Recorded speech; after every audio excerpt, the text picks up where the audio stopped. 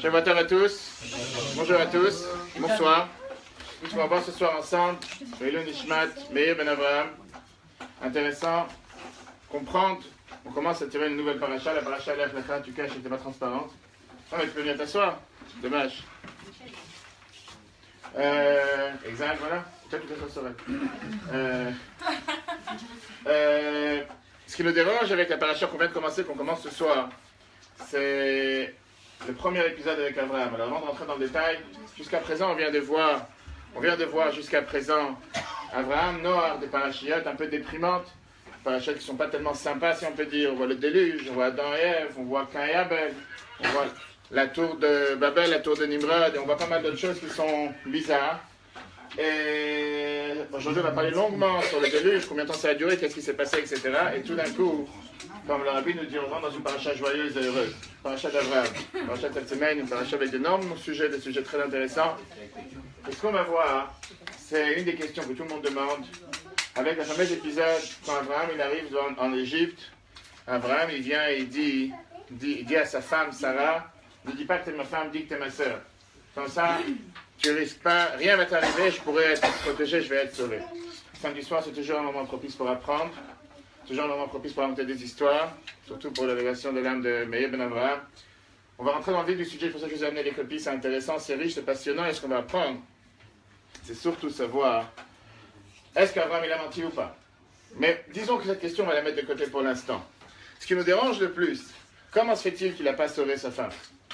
Pourquoi il ne s'est pas pris à défendre sa femme? Parce qu'un mari n'a pas le devoir de défendre sa femme. Mais comment ça se fait qu'Abraham n'a pas agi de cette manière? Ça, c'est la deuxième question.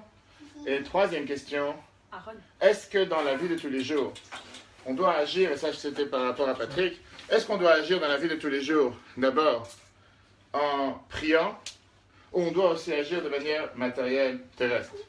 Est-ce que l'un est compatible avec l'autre? Est-ce qu'il faut les deux, l'un ou l'autre?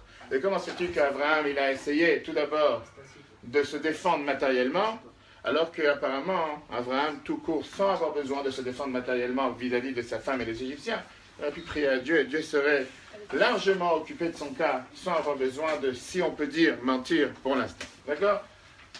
On va commencer d'abord le départ. Donc, comme je vous ai dit au départ, le début, je fais un petit désordre, c'est pas grave, le début de ce qu'on voit, le Rashi, quand il y a l'épisode, bien sûr, qu'Abraham il va en Égypte, on va rentrer ensuite dans les détails. Abraham il va en Égypte, et quand il va en Égypte, il a peur que sa femme va être capturée. Pourquoi sa femme va être capturée? Pour pouvoir se marier avec elle ou vivre avec elle ou quoi que ce soit. Et donc, automatiquement, il vient et il annonce en disant à sa femme, dis que t'es ma sœur. De quel contexte? Où on parle? Qu'est-ce qui s'est passé? Alors, on reprend le début de la paracha. Le début de la paracha nous raconte comme quoi Abraham, on ne l'a pas connu jusqu'à présent, de celui qui a vu les vidéos qu'on a mis sur Facebook ce soir, la paracha Lech Lecha, il a déjà la réponse. 75 ans d'histoire, on ne nous parle pas de sa biographie, on ne nous parle pas de sa vie. Et une fois qu'Abraham il a 75 ans, vient la Torah et nous dit, Dieu dit à Abraham, va-t'en de ton pays natal, va-t'en de l'endroit où tu te trouves, va vers un endroit où je te dis même pas où tu vas y aller, avance, bouge, et t'inquiète pas, tu seras béni, tu auras des bénédictions, tu auras tout ce qui va se passer, etc. Et la Torah nous dit justement que c'est la première fois qu'Abraham il exécute. Jusqu'à présent, il a cherché Dieu, il a tout fait pour comprendre qu'il y a un Dieu sur terre. Mais jusqu'à présent, c'est sa démarche personnelle. À partir d'aujourd'hui, c'est plus sa démarche personnelle, il exécute ce que Dieu lui demande de faire. C'est la première fois que Dieu s'adresse à lui, et Dieu lui dit, fais ce que je te demande, avance, vas-y, cours vers la maison, vers la terre que je te montrerai, et il exécute sans poser de questions. Très bien. Pourquoi Abraham a dû tellement souffrir? Pourquoi tellement de tests? Pourquoi tellement d'épreuves? Pourquoi Abraham ne pouvait pas s'en sortir de manière différente? Pourquoi Abraham avait besoin, depuis le départ, toujours le mettre à l'épreuve? Et la première mettre à l'épreuve, c'est la paracha de cette semaine. Pas facile pour quelqu'un de quitter son pays, quitter l'endroit où il a grandi, quitter la maison, le pays natal, quitter ses habitudes. Et surtout quand on lui dit, va-t'en vers un endroit où je ne te dis pas où tu vas. Vas-y, sans savoir ni quoi, ni comment, il va et il bouge. Pourquoi il y a dû y avoir une telle épreuve? Et pas seulement une telle épreuve, on voit à plusieurs reprises comme quoi Abraham, il a eu 10 épreuves. 10 épreuves de la plus facile à la plus dure. Pourquoi tellement d'épreuves? Alors, ce n'est pas le sujet de ce soir, on peut répondre à la question rapidement. La Torah nous dit qu'une des raisons pourquoi Abraham a eu tellement d'épreuves, c'est dans la vie de tous les jours, Dieu il envoie à quelqu'un des épreuves pour découvrir les forces les plus grandes qu'il a à l'intérieur de lui et les mettre en réalité. Ce qui veut dire, quand quelqu'un te dit, tu es capable de courir un 100 mètres, tu vas courir 100 mètres. Quand quelqu'un te dit, tu es capable de courir 1000 mètres, tu vas tout faire pour aller puiser à l'intérieur de toi-même les forces que tu as, l'énergie que tu as, parce que tu sais que tu peux le faire, et tu vas aller courir à 1000 mètres. Mais si je ne l'aurais pas dit, tu serais suffi avec un 100 mètres. Le fait que je t'ai poussé à faire 1000 mètres, tu as réussi à faire les 1000 mètres. La même chose que la Torah, la Chassidut nous explique pourquoi on a tellement d'épreuves dans la vie de tous les jours. Même si tous les matins, dans la tefila, on n'arrête pas de demander « Ah, Teviyen nous les donne Isaïa, ne m'envoie pas des épreuves. » Tous les matins, on demande à Dieu de ne pas nous envoyer des épreuves. On ne veut pas d'épreuves. Alors pourquoi il y en a? Parce que des fois, Dieu veut que tu avances un peu plus. Et pour ça, tu as une difficulté. Et quand il n'y a pas un challenge, quand il n'y a pas une difficulté, on se contente du minimum. Et dès que tu as une difficulté, des fois tu dis, tu sais quoi, je vais aller un peu plus, je vais faire un peu plus, je vais augmenter dans tout. Et on peut parler de ça des heures et des heures, mais ce n'est pas le sujet de ce soir, le sujet des épreuves, ça on verra une autre fois. Là, ce qui nous dérange, c'est qu'après la première épreuve qu'Abraham il a envoyée, et il arrive, finalement, il part de la maison de son père, il est jeté dans une fournaise en feu. Toutes les histoires, ça c'est du passé, on a parlé un peu de ça ce matin, parce qu'il voulait justement développer le monothéisme. Il voulait faire en sorte que le monde sache qu'il y a un Dieu sur terre, comme Maïmonide nous parle en long et en large. Et il commence à amasser des milliers de personnes qui le suivent. Des milliers de personnes qui le suivent et qui viennent à Beersheba et qui vont avec lui en Israël. À l'époque, il était connu sur la terre de Canaan. Et on dit qu'Abraham, il convertissait les hommes, Sarah, il convertissait les femmes. Bref, une masse de gens qui le suivent et qui sont en totale compatibilité avec lui, qui comprennent qu'on ne peut pas croire dans le ciel et dans la lune et dans les étoiles et dans les nuages. Et tout le monde avance ensemble avec lui. Et on voit qu'il commence à devenir une menace. Il arrive en Israël. Dès qu'il arrive dans le pays de Canaan, la Torah nous dit Vaïr, Rav, Baaretz. Voilà la famine qui développe. 2000 ans d'histoire, il n'y a pas de famine en Israël. Abraham met les pieds, il fait la foire, comme on dit. Et le premier antisémite sur terre, puisqu'il n'était pas encore forcément des juifs, mais c'était, on va dire, le père de la nation. Tout le monde vient et dit, tu sais quoi, c'est toi qui as fait la foire. On était tranquille sans toi. 2000 ans, on s'est débrouillé, il n'y a pas eu un problème en Israël. 2000 ans, il n'y a jamais eu d'histoire, il n'y a jamais eu de famine, il n'y a jamais eu de construction. Toi, le premier juif qui vient et qui dit qu'il y a un Dieu sur terre, tu viens et tu commences à faire la foire. Midrash te raconte qu'il a été chassé avec des bâtons. On ne voulait pas de lui. C'était plus ou moins l'épisode de Yona. Il s'est dévoilé beaucoup plus tard, on sait très bien que quand il était dans le bateau, il y a eu la tempête dans la mer, et qu'est-ce qu'on nous dit à l'époque? On a dit, puisqu'il y a la tempête dans la mer, certainement c'est de ta faute, t'as pas fait ce que Dieu l'a demandé de toi. Il a dit oui, Béchalmi, c'est à cause de moi cette erreur, c'est à cause de moi que cette tempête, jetez-moi à l'eau. Toute l'histoire qu'on raconte pour à chaque fois, qu'il était mangé dans la baleine, etc. Abraham était la même chose. Mais c'est pas encore ça. Il arrive en Israël, finalement il s'est dit, ça y est, je suis tranquille, je suis calme, maintenant je suis rentré dans le pays que Dieu m'a envoyé, et qu'est-ce qui se passe? Il y a la famille. Il doit repartir, faire demi-tour, il ne va pas rester ici sans manger. Il arrive en Égypte, parce que c'était l'endroit le plus proche où il pouvait éventuellement manger. Et là, qu'est-ce qui se passe? Il a une crainte de perdre la famille, le noyau familial. Il va avec lui et sa femme. Et il a peur de perdre sa femme, à cause des Égyptiens. On va voir tout de suite le texte. Regardez le texte numéro 1. Ça, c'est l'année qu'on va suivre à l'intérieur. Or, il a une famine dans le pays. Abraham descendit en Égypte pour y séjourner, la famine étant excessive dans le pays. Quand il fut sur le point d'arriver en Égypte, il dit à Sarai, son épouse, qui était alors appelée encore Sarai, certes, je sais que tu es une femme au gracieux visage. Il arrivera que lorsque les Égyptiens te verront, ils diront que quoi? C'est sa femme, ils me tueront et ils te conserveront la vie. Dis, je te prie que tu es ma sœur, et je serai heureux pour toi, car j'aurai grâce à toi la vie sauve. Donc Abraham, en deux mots, si on peut dire, on explique que jusqu'à présent, il n'avait pas réalisé comment Sarah était tellement belle, et maintenant il vient de réaliser, à tel point que le Midrash raconte un épisode intéressant. Abraham, il a mis Sarah dans une valise. C'était de l'époque, comme on dit. Parce qu'il a eu tellement peur qu'ils va savoir la capturer, la voler. Quand il est arrivé à la donne, on dit, qu'est-ce que tu as là-bas? Et il a dit, j'ai des fèves. Ils lui ont dit, non, il y a ici certainement du poivre. Alors donne-nous la douane de ce que ça te coûte. Abraham, il n'y a pas de problème. Après, il dit, non, certainement que tu as des pièces en or. Je suis prêt à vous payer ce qui me coûte des pièces en or. Une valise de pièces en or. Après, ils ont dit, s'il est prêt à tout donner ce qu'on lui demande, il cache quelque chose. C'est pas normal qu'il dise à chaque fois, oui, il juste, faut pas qu'on ouvre la valise. Et ils ont voulu ouvrir la valise. Abraham a dit, je suis prêt à vous donner ce que vous demandez, n'ouvrez pas la valise. À la fin, ils ont ouvert la valise, et Midrash Rabbah nous raconte qu'ils ont découvert Sarah. Et le jeu qu'Abraham il avait fait avec Sarah, c'était, je t'en supplie, ne dis pas que t'es ma femme, dis que t'es ma sœur. Jusqu'à ce qu'au final, à la fin de l'histoire, Avimelech rend Sarah à Abraham avec beaucoup d'argent et il quitte le pays, etc., etc. Alors quel était le problème? Quelle était la crainte? Pourquoi dire ma sœur, pas ma femme? Est-ce qu'Abraham vraiment il a cherché à mentir? Pourquoi il cherchait à la couvrir? Quelle est la réponse? Vas-y, parce que ce matin tu étais au cours. Alors, pourquoi il cherchait à dire que c'était ma sœur et pas ma femme? Pour qu'il ait la vie sauve. Pourquoi continuer? Pourquoi qu'il ait la vie sauve? Parce qu'il a plus confiance en Dieu.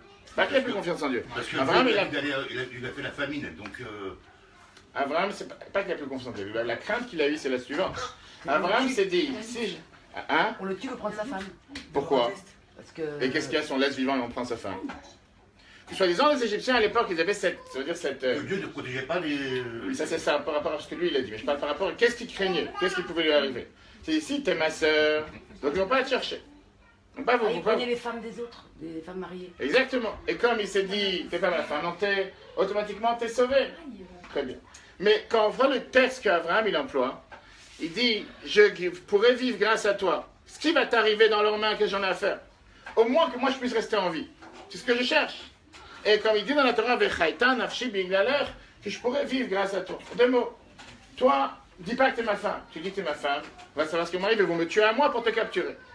Alors dis que t'es ma sœur. Mais qu'est-ce qui se passe avec Sarah? Parce que c'est la sœur, alors il ne faut pas la prendre. Si tu as affaire avec des gens qui sont prêts à prendre tout et n'importe quoi, que ce soit la sœur ou la femme, ils vont la prendre.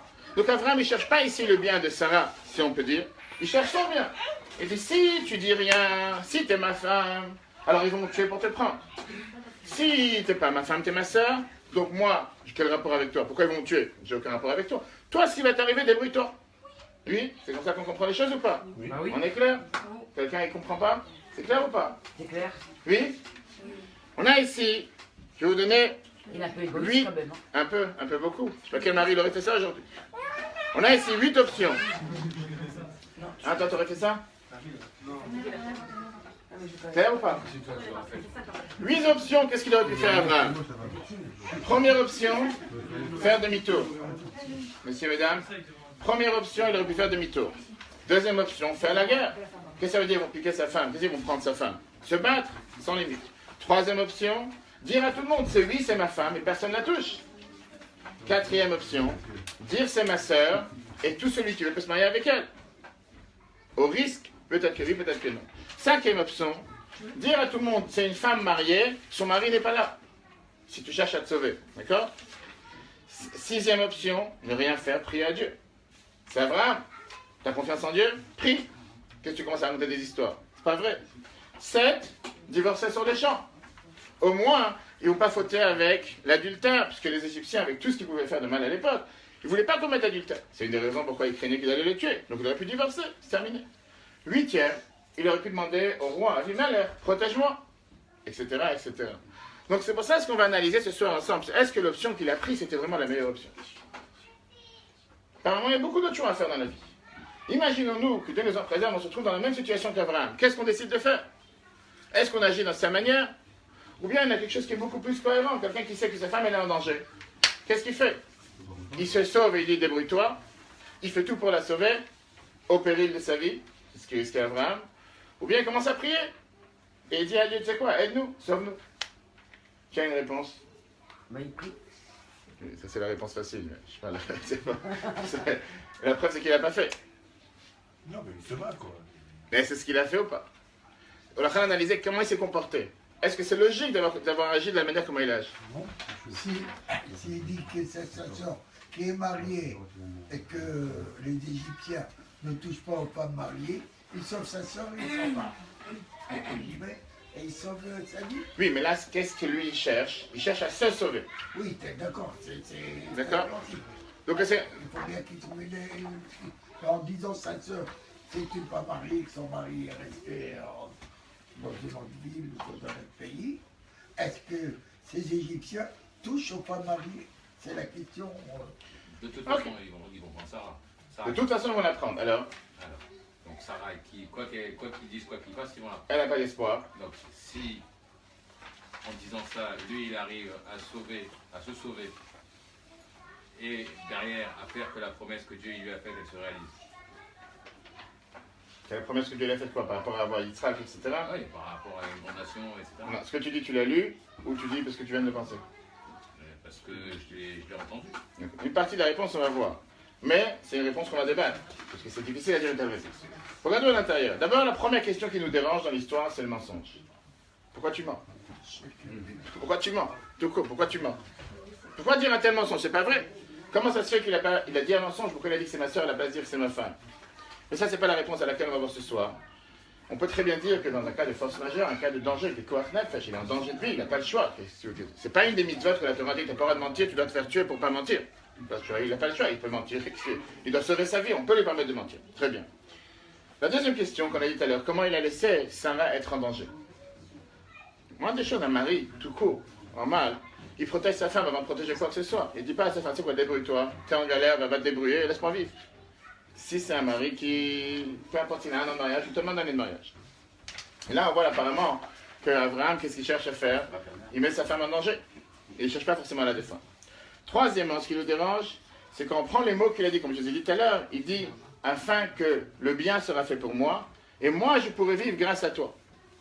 Le fait qu'il dit que moi je pourrai vivre grâce à toi, ça veut dire qu'il dit, d'abord, moi je sauve ma peau, toi, laisse tomber.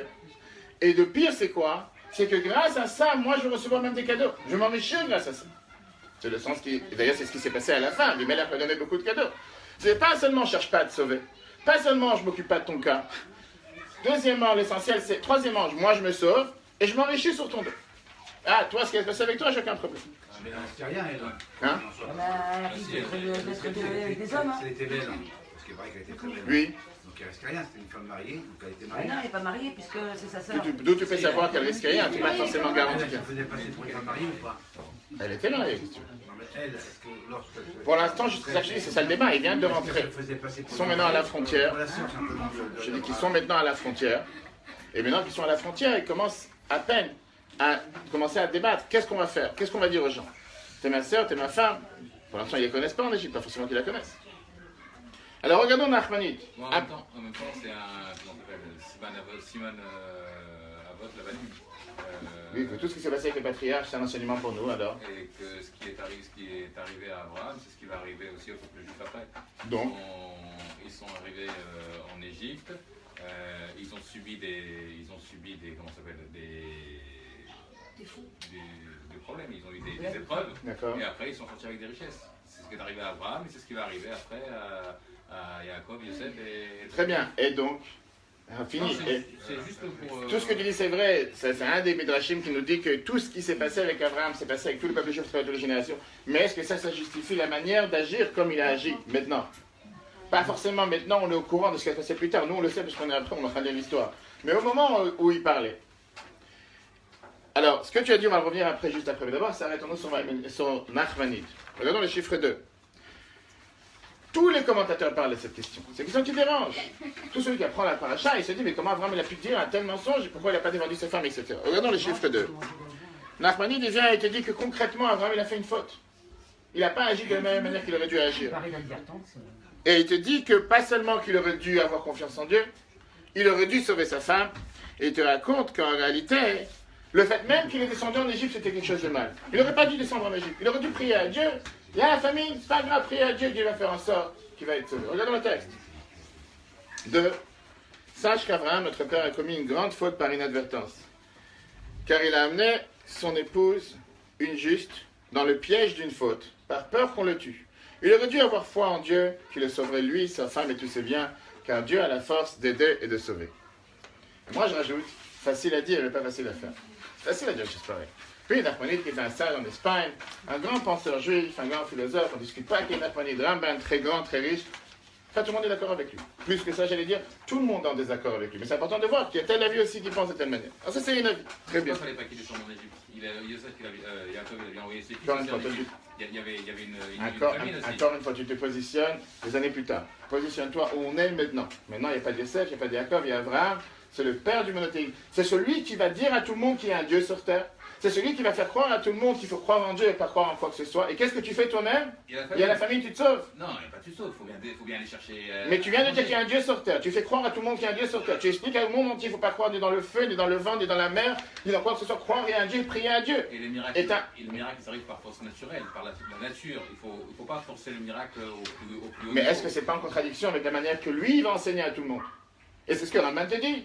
Tu vas enseigner à tout le monde une chose et tu agis le contraire. Non, il faut enseigner des choses correctes. Tu veux débattre avec un man. Non, C'est ce qu'il te dit. Les miracles.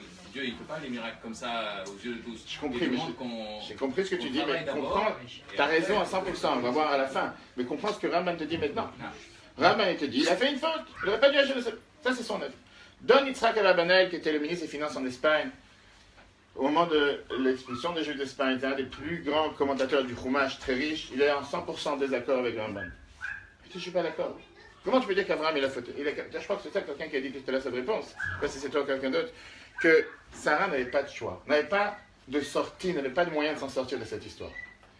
Sarah, il n'y avait pas d'espoir pour elle. D'un côté comme de l'autre, quelque chose allait lui arriver. Oui, donc s'il serait mort, Sarah, on l'aurait pris quand même.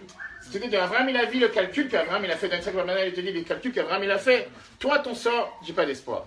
Je ne pourrais pas te défendre. Alors au moins sauver un des deux. Si, de toute façon, toi, il n'y a pas d'issue, tu ne pourras pas t'en sortir, au moins que moi, je m'en sorte. Ça, c'était son calcul. Calcul juste ou pas, aucune idée, pour l'instant. On va y arriver. Mais regardons d'abord le texte. D'accord? Je pense que vous avez dans le sac. Oui, dans le sac. Pourquoi il est parti jusqu'à là-bas, alors c'est à l'avance qu'ils vont prendre sa femme et qu'il y a la famille et tout. Même pas le peine Tu dis qu'il n'est pas forcément qu'il savait. Qui dit qu'il savait qu'on allait prendre sa femme, etc. C'est quand il est arrivé là-bas. T'as entendu? Il avait fait par rapport à tout. Parce qu'il n'avait rien à manger. Il n'avait rien à manger, il pose la question. Ouais. D'accord? Pas forcément. Lui il vient et te dit, si jamais il y avait quoi, n'importe quel moyen possible de pouvoir sauver Sarah, bien sûr qu'Abraham il l'aurait fait. Comme n'importe quel être humain sur terre, n'importe quel mari sur terre, il ira sauver sa femme sans doute, il n'y a pas de question, on ne discute pas. Alors pourquoi il n'a pas fait? Parce qu'il te dit, encore une fois c'est son explication, il te dit qu'il ne pouvait pas le faire. Il savait très bien que le cas de Sarah, il n'y a pas de sortie, il n'y a pas d'issue, il ne peut pas s'en sortir. Hein? Mikra Avoud, non, il y a ses couilles, exactement. Regardons le texte. 3. Sarah n'avait pas d'espoir. Il n'y avait pas de doute qu'un juste doit choisir la mort plutôt que de commettre l'abomination. Mais si l'abomination ne pourra pas être évitée par la mort, alors il ne faut pas choisir la mort, car la vie est obligatoire pour le juste pour atteindre la perfection. C'est pour cela qu'Abraham a dit, afin qu'il me soit fait du bien pour toi. Il voulait dire qu'il valait mieux commettre l'abomination et vivre que commettre l'abomination et mourir. Qu'est-ce que je fasse? Ici, on est entre le pire et le pire du pire. Ça, c'est le cas qui se présente, il n'y a pas le choix. Je vais vous dire une chose, qu'en apprenant ces choses-là, ça fait réfléchir. C'est pas possible. C'est pas possible qu'on ait des niveaux si bas, on a des niveaux... C'est pas normal. Et pour ça, on est obligé d'avoir la chassidoute. Et comme des centaines de fois, le Rabbi nous explique que si on n'a pas la chassidoute, si on reste au niveau basique, simple, ou comme l'autre l'a dit ce matin, où c'est écrit dans les textes, va prendre des textes et laisse-moi vivre. Il y a d'avoir la chassidoute, il y a des choses. Alors on va arriver avant la chassidoute. Et ça, on va voir dans la deuxième page, on va voir le Zohar. Le Zohar qui est la base, l'auteur de la Kabbalah, etc. Qui lui va à 180 degrés à l'inverse de tout ce qu'on vient de dire. Et lui, il te dit pas seulement que Sarah, comme on vient de dire, le contraire, c'est pas qu'elle n'avait pas d'espoir. Sarah n'était aucunement en danger à aucun instant. Et Abraham le savait. Abraham savait une chose, que quand il y a un problème entre moi et toi, moi et ma femme elle est sauvée d'office. Dieu va s'occuper d'elle sans aucun problème. Moi, je suis un problème. Sarah, je suis sûr qu'elle va pouvoir s'en sortir. On va tout de suite voir pourquoi. Et on va voir avec une lettre du Rabbi très intéressante. Et comme la Gemara nous dit que la bracha dans la maison se trouve grâce à la femme, par le mérite de la femme, on peut gagner la parnassa. Une lettre que le Rabbi répond à quelqu'un qui a des problèmes dans le travail, que le Rabbi lui dit peut-être que tu ne fais pas attention au kavod de ta femme. Et c'est pour ça qu'elle a des problèmes dans le travail. Et ça, c'est ce que le Zohar nous dit que c'est pas que Sarah était en danger, comme on a vu jusqu'à présent, qu'elle n'a pas d'espoir, elle ne peut pas s'en sortir. Bien au contraire. Sarah, elle n'avait aucun danger, à aucun instant, elle n'avait aucun risque. Alors Abraham s'est dit, c'est moi qui dois m'en sortir. Puisque Sarah, de toute façon, elle n'est pas en danger, qu'est-ce que j'ai besoin de m'inquiéter pour elle? Et c'est logique.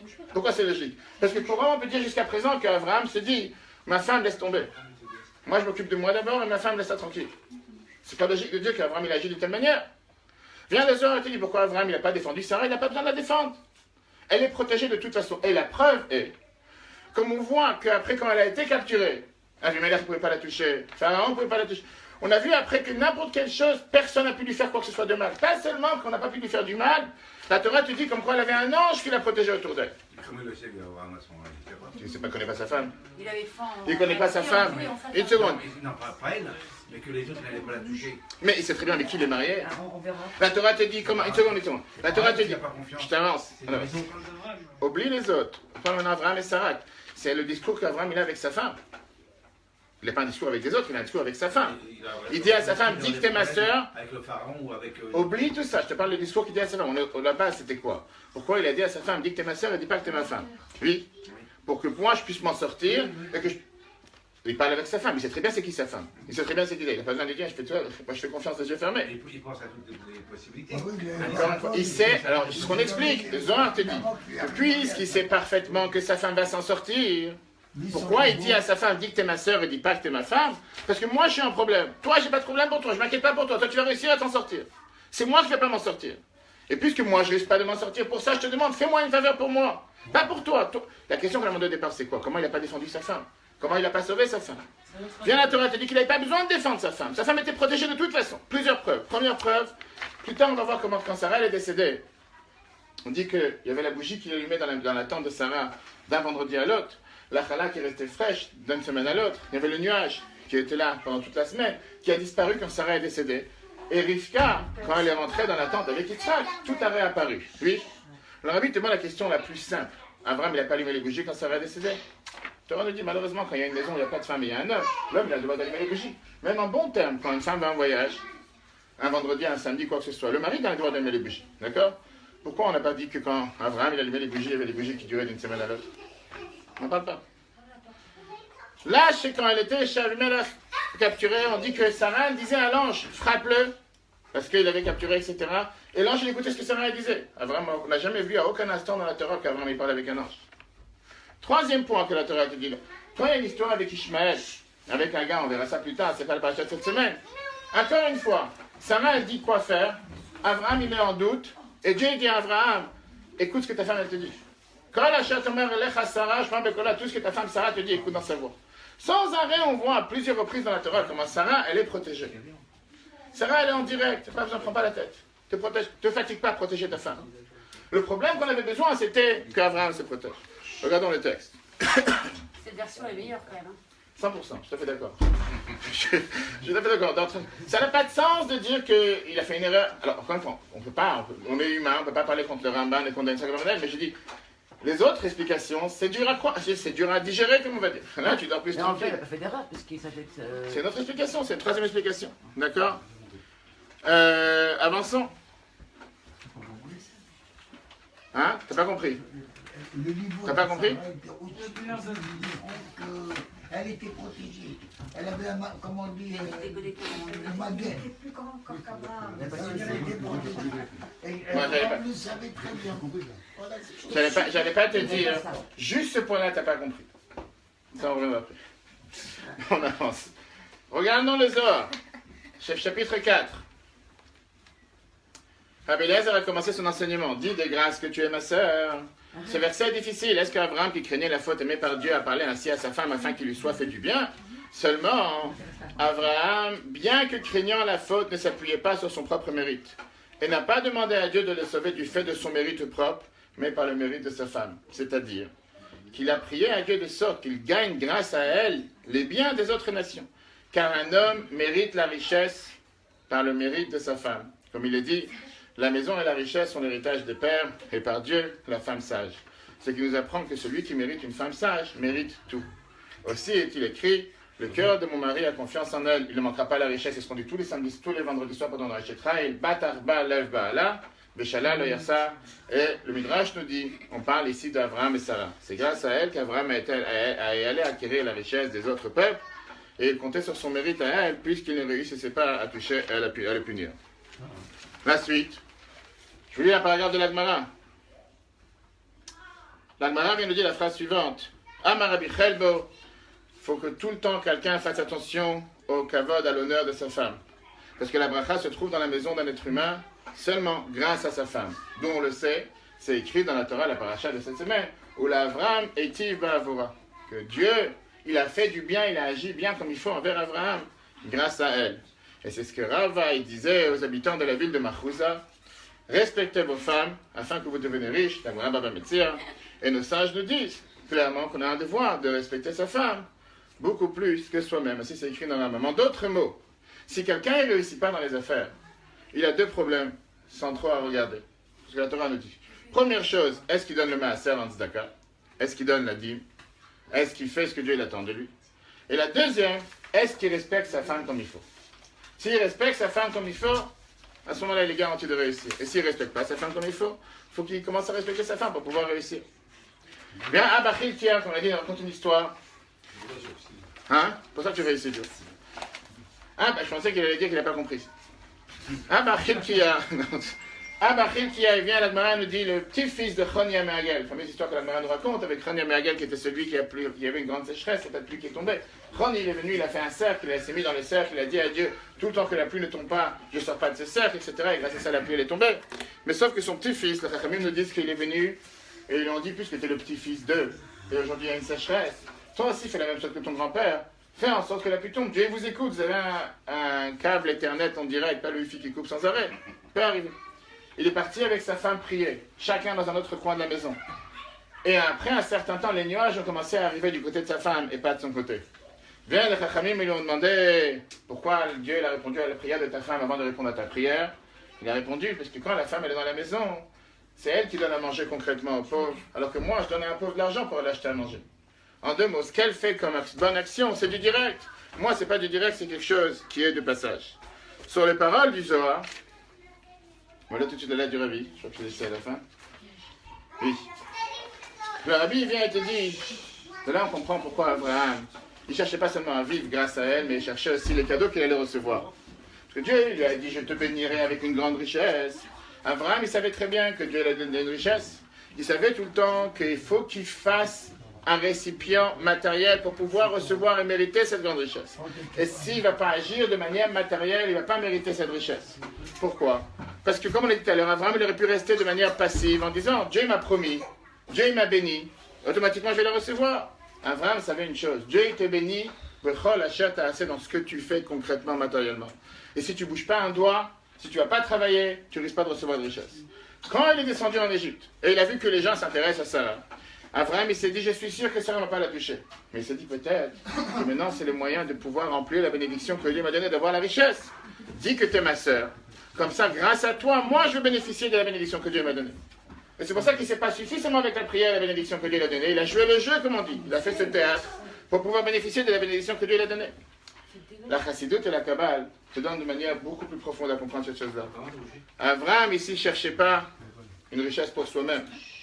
Il savait très bien que Dieu lui avait promis que ses enfants ils vont descendre en Égypte et ils vont sortir avec une grande richesse. Et donc il était intéressé à savoir quelle richesse ils ont dans leurs mains ces gens-là pour que ces enfants, le peuple juif qui va après sortir d'Égypte, pourra sortir avec une tellement grande richesse. Regarde dans le texte, mon ami, il explique dans le chiffre 5. Puisque Dieu avait dit à Abraham qu'au moyen de la réalisation de la parole de Dieu, 20 ans pour toi de ta terre, il méritera la réalisation de je ferai de toi un grand peuple, je te bénirai, je te grandirai ton nom. À savoir que je te bénirai fait référence à la richesse. Il était clair pour Abraham que le fait que Dieu ait causé qu'il quitte Canaan pour descendre en Égypte, cela aussi est en relation avec la réalisation de la promesse de Dieu. Je te bénirai. Et dès lors qu'il vit dans le cadre des voies naturelles une possibilité d'atteindre la réalisation de je te bénirai par la richesse en Égypte, par le biais du fait que Sarah se présente comme sa sœur, il lui a dit, dis de grâce que tu es ma sœur. La réponse à tout ce qu'on a demandé comme question. Abraham ne s'inquiétait pas du tout du sort de sa femme. Il savait très bien que sa femme était protégée. Il savait qu'il devait s'inquiéter de son sort. Il ne s'est pas juste suffi de la bénédiction que Dieu lui a donnée, mais il a agi de manière concrète, matérielle. Et il savait une chose, que grâce à sa femme, lui aussi peut réussir. Mais il savait que si Dieu lui a donné une bénédiction, il doit agir. Il ne peut pas rester avec cette bénédiction de manière superficielle, de manière spirituelle. Il doit aussi agir tous les jours. La Torah, elle est contre le chômage. La Torah, elle est contre vivre sur les aides de l'État qu'on a parlé cet après-midi. La Torah, elle est contre l'idée de se dire je ne bouge pas et tout va tomber du ciel. Non. Et comme on l'a dit à chaque fois quand la Torah te parle de Shabbat, pas une seule fois la Torah te dit tu feras Shabbat. À chaque fois la Torah te met la parenthèse avant, 6 jours tu travailleras et le 7e tu te reposeras. Pas une seule reprise, pas une seule fois pendant les dizaines de fois que la Torah nous dit de faire Shabbat, elle te dit le 7e tu te reposeras. Elle te dit à chaque fois 6 jours tu travailleras et le 7e tu te reposeras. Dieu te bénira en tout ce que tu fais. La Torah elle te dit que tu dois d'abord travailler, tu dois d'abord agir. Et en fonction de ce que tu agis, c'est en fonction de cette fonction que tu reçois la bénédiction. Je vais juste terminer avec vous lire la lettre que la Bible écrit. C'est la lettre 7149, celui qui le suit à l'intérieur, dans toutes les applications, mais il n'y a pas dans le français que vous avez. La Bible dit, voilà, je te réponds à la question que tu m'as demandé, tu m'expliques ta situation, et avec ça on termine, que tu as essayé plusieurs affaires, tu as essayé plusieurs commerces, et que les différentes affaires que tu as essayées jusqu'à maintenant, À chaque fois, tu n'as pas réussi. Tu as commencé une affaire, tu as dégringolé, tu as commencé une autre affaire, tu es tombé, une autre affaire, tu es tombé, et tu ne réussis pas. Et tu t'étonnes sur le fait que tu ne réussis pas dans les affaires.